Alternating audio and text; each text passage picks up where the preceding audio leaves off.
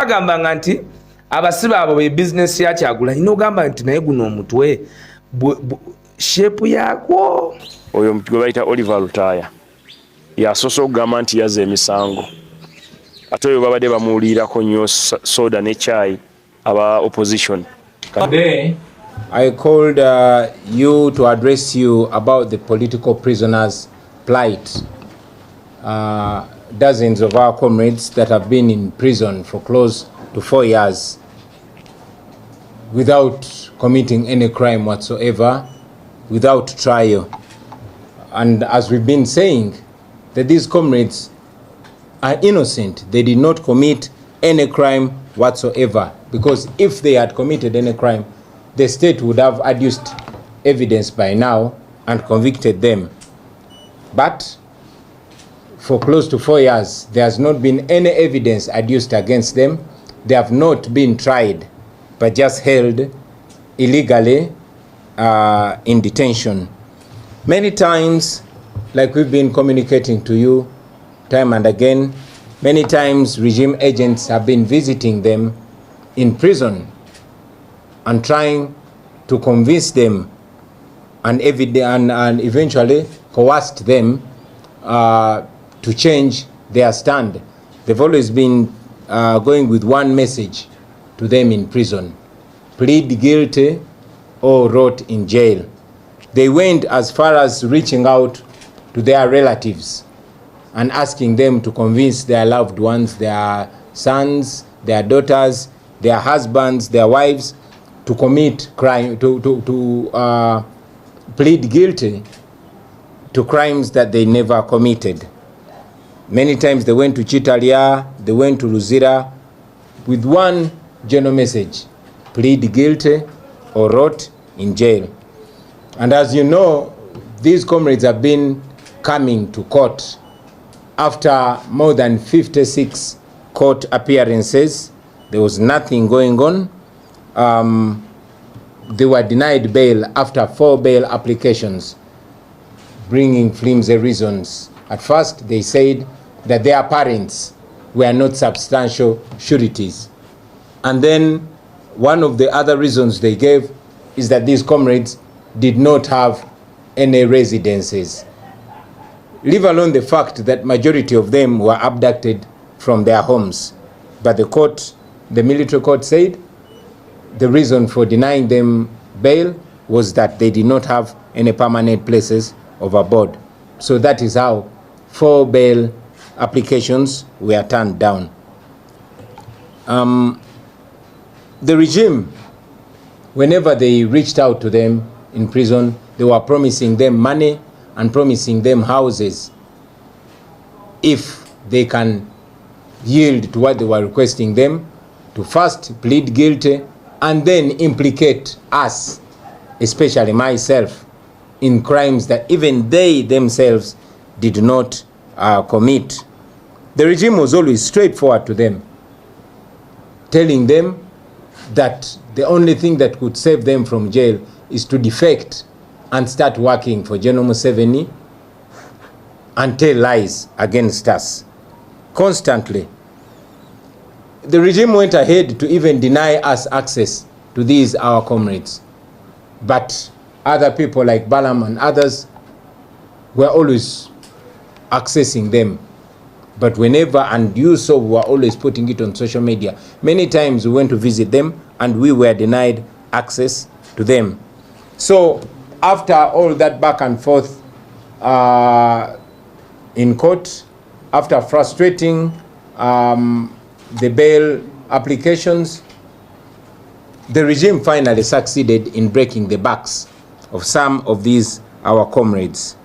So out of desperation, 6 of our comrades in Chitalia wrote to the military court asking to withdraw the NUP lawyers and saying that they want to be represented by UPDF lawyers.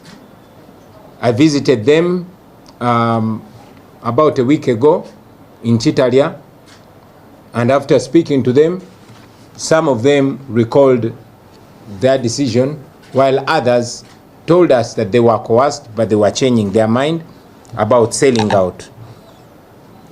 Yesterday, you saw 3 of our comrades from Luzira pleaded guilty. Among them was Mwanguzi Paul, was Obilai Siraj, and Muganza Joseph. They changed their long-held stand of not guilty because they were not guilty. This time they changed their stand and said they are guilty. Even the famous Sanya Nudin Kakoza, who was always standing up firmly and challenging his illegal detention, yesterday unfortunately was backbroken. When some of our comrades spoke to him a while ago, he said that he was being reached out to by regime agents, and we were told that yesterday he actually was speaking in court and was saying that we lied to him, we misled him into committing any crime, although he did not mention any particular crime. But we understand that out of desperation and out of too much pressure from regime people, this happened. Now, interestingly, this happened when our lawyers were blocked out of court, when journalists were blocked out of court. The military court said that this case was going to be heard without any cameras. But as you noticed, a one-full figure was there. And us, and even lawyers, were blocked from witnessing what was going on in court. Being a military court, of course, there's no element of human rights. All they want is to procure their interest from these people. They want to avoid future lawsuits because they know that when these comrades come out, they can sue the state for malicious prosecution. And also, they want to use them as tools, as examples to those that stand against the regime, but also as tools of intimidation to the rest.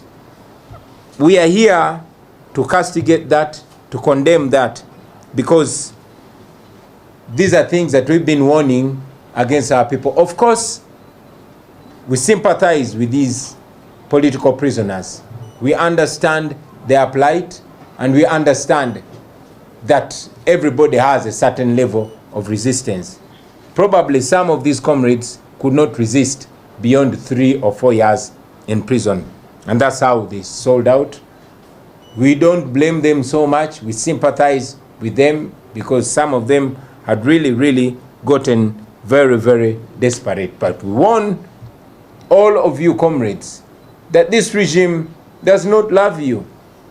All they want is to keep themselves safe against you, against any future prosecution against them for the wrongs that they are doing. That's why they are forcing them to accept crimes that they actually never committed. We understand them, we sympathize with them, but we discourage that kind of behavior because ultimately it doesn't only hurt those that have sold out, but it even hurts justice and freedom. Now, this, ladies and gentlemen, is a blatant abuse of power.